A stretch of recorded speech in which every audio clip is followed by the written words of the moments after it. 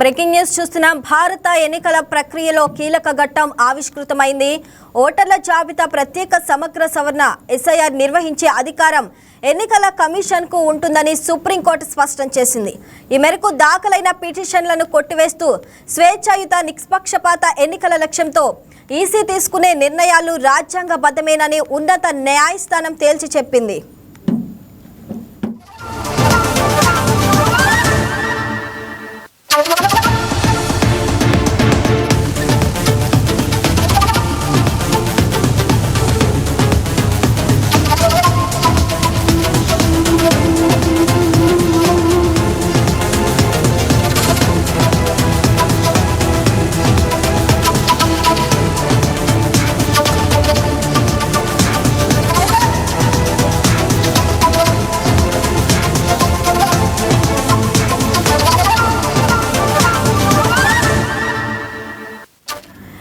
ఎన్నికల కమిషన్ చేపట్టిన సర్ ప్రక్రియ చట్ట విరుద్ధమని సవాల్ చేస్తూ దాఖలైన పిటిషన్లను సుప్రీంకోర్టు కొట్టివేసింది.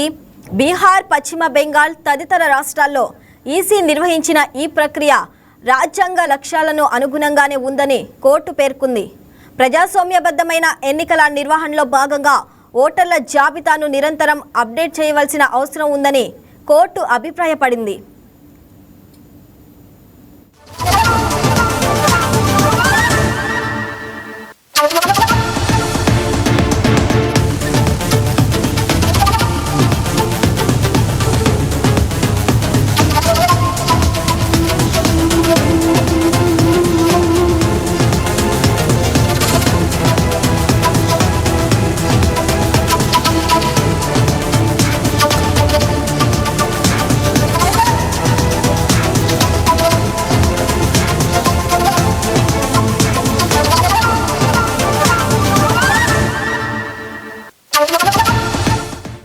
ఈసీకి సర్ నిర్వహించే అధికారం లేదని, ఇది ప్రాతినిధ్య చట్టం 1960 నాటి ఎన్నికల నిబంధనలను ఉల్లంఘిస్తుందని పిటిషనర్లు వాదించారు. అయితే కోర్టు ఈ వాదనలను తోసిపుచ్చింది.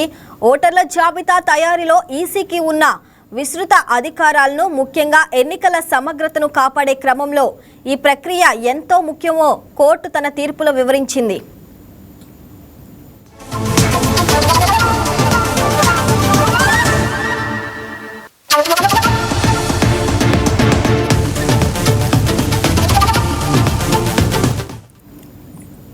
ఇక కోర్టులో విచారణ జరుగుతున్న సమయంలోనే దేశంలోని బీహార్, కేరళ, తమిళనాడు, పశ్చిమ బెంగాల్ వంటి రాష్ట్రాల్లో సర్ ప్రక్రియ పూర్తయింది. ప్రస్తుతం ఉత్తరప్రదేశ్, గుజరాత్, రాజస్థాన్లో ఈ ప్రక్రియ కొనసాగుతుంది.